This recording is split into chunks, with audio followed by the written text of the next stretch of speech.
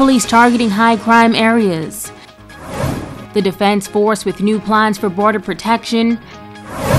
And F&M leaders paying tribute to a former colleague. The Bahamas Tonight Northern Edition starts now. This is the Bahamas Tonight, the Northern Edition. Good evening, all. I'm Megan Shepard. Thank you so much for tuning in. Topping news, the Royal Bahamas Police Force is zooming in on communities that are known to be central locations for criminal activities. Local law enforcement authorities joining forces with international partners in a major takedown around Grand Bahama yesterday. And tonight, Sabrina Brown tells us that police are focused on an area that has posed a challenge for many years. Officer in charge of Grand Bahama and the Northern Bahamas, Assistant Commissioner of Police Samuel Butler says, as the police moves to rid local communities of the criminal element, a key focus is on areas known to be crime hotspots, like Garden Villas, known as the Ghetto. He says a full assessment of that area has been conducted and they are working to address the problems and concerns of residents. The police are very sensitive that we have diverse persons living within those communities. Everyone who lives in the ghetto are not criminals. They are decent, law-abiding citizens. And yes, we are aware. Among the decent, law-abiding citizens, we have persons who are connected to criminal behavior. ACP Butler says forming partnerships with members of the community is vital in the fight against crime. He says efforts such as Operation Northern Strike is proof that the police is determined to tackle crime head-on. We are definitely connected. We have had several meetings already with our stakeholders, and we are looking at the social issues that are going on in the ghetto, and we're also having a keen eye on the criminal behavior. If you supply me with information, you certainly know that we would act. And this is a demonstration of it. So to the Grand Bahama community, thank you already for the partnership that we share. And I'm really looking forward during my tenure here in Grand Bahama to establish and create a safe community even in the ghetto. And so look forward to the changes that will happen there very shortly. Officer in charge of crime investigation, Assistant Commissioner of Police Clayton Fernander, says they will spare no efforts to ensure that law and order is maintained in high crime areas such as the ghetto. We will, and I promise the Grand Bahamians that we will disrupt the criminal activities in that area. And we will assist Mr. Butler with respect to that to ensure that that happens. As mentioned in priority 1, disrupt criminal activities, hotspots, and that's one which is priority. The Royal Bahamas Police Force is preparing to roll out a number of crime-fighting initiatives on Grand Bahama, and the youth will be a major focus. We're really concerned about even the next generation. We want to do a number of things for them, a number of things already on our drawing board to be able to get the attention of the youth in those communities, and we know that they are desperate for our help, and we will be bringing them help. And yes, we've already started with our neighborhood community, and as I said, a number of things on the drawing board. Sabrina Brown, ZNS Network News. The Royal Bahamas Defense Force taking a holistic approach in the fight against crime. Tonight, the Commodore shares some of the organization's new tactics for protecting the country's borders. Shashina Roe-Farquharson has more. The Northern Bahamas is still facing many challenges when it comes to illegal migration, illegal fishing by Americans and locals, as well as drug trafficking. This, according to Commodore Tellis Bethel. That is why he says the Royal Bahamas Defense Force is introducing a number of new initiatives to protect the country's border. What we are doing in the process in the Defense Force is decentralizing our operations, where we are seeking to establish our bases in the Northern Bahamas. And in that, the main base would be headquartered here in Grand Bahama, with responsibility for all of our operations in Abaco, Bimini, as well as the Berry Islands.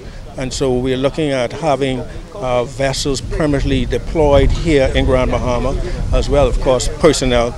And we're looking forward to the future having an aircraft also stationed. And the Prime Minister and the Minister of National Security also announced during the budget debate that we're working towards a drone program. So we're in the process of developing and unfolding a program to address a number of issues that are affecting this region. He says these same challenges exist throughout the Bahamas. Therefore, plans are underway to mobilize a base in Inagua and Ragged Island. But he says only through partnership can they be successful. Based on the Defense Force's website, through the help of the community, 3,343 migrants have been apprehended, 10 firearms and 1,434 live rounds of ammunition, as well as 3,582 pounds of dangerous drugs have been confiscated, as well as 49,376 pounds of fisheries product recovered from 2015 to 2017. We have as our motto going forward is strength through partnership. We are living in a day and age where there are quite a number of illicit activities, and to respond to them really calls on the cooperation and coordination of all of the law enforcement arms, as well as the local citizens. Everybody's required to be on the front line. And this is something that the Minister of National Security, the Honorable Marvin Dames, is really promoting throughout those agencies under his responsibility. He says joint partnership efforts are already proving to be fruitful on Grand Bahama. In the Grand Bahama, we are already networking with customs and immigration and the police. And we're getting excellent results from that. And so this is the way forward. All the law enforcement organizations working together, as well as working with the local community. Shashina Wolf-Farquharson, ZNS Network News. She is described as a leading lady of the Free National Movement, but for many, she will be remembered as a Bahamian who exemplified great courage and strength. Tonight, her former colleagues in the FNM are paying tribute to this former nation builder.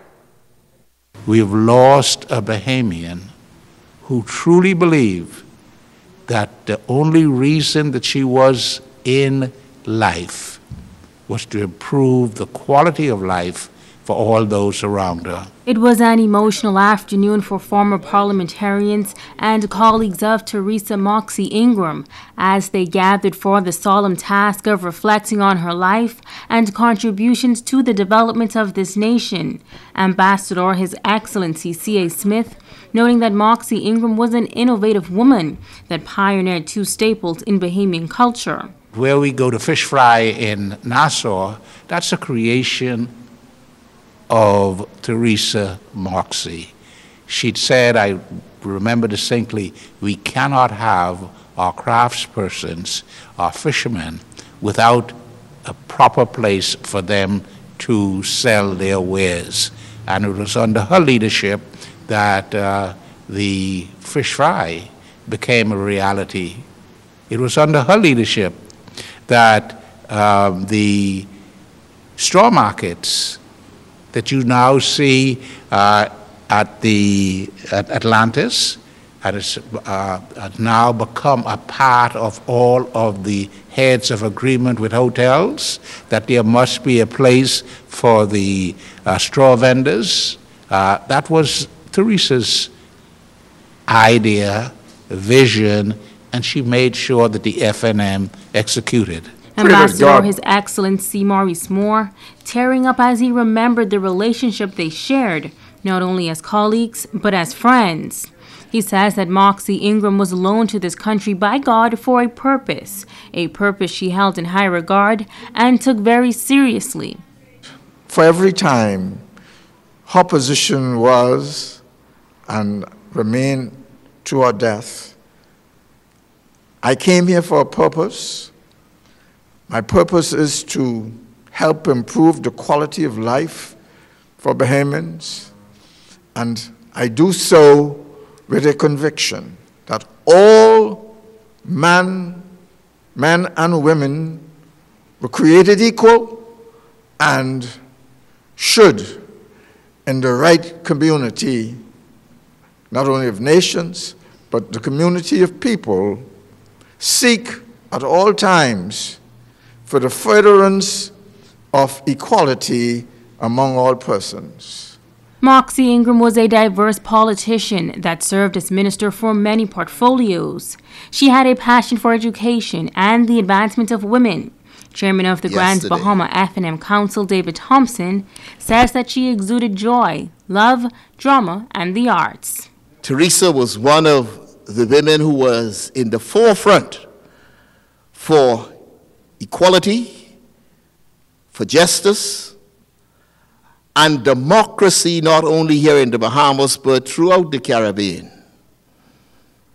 She was a competent minister, whether she was working at commerce and agriculture, or with immigration and training,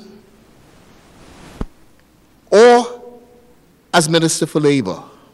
Teresa Moxie Ingram passed away March 20th at the age of 67. Stay with us. The Bahamas Tonight, the Northern Edition continues in just a moment.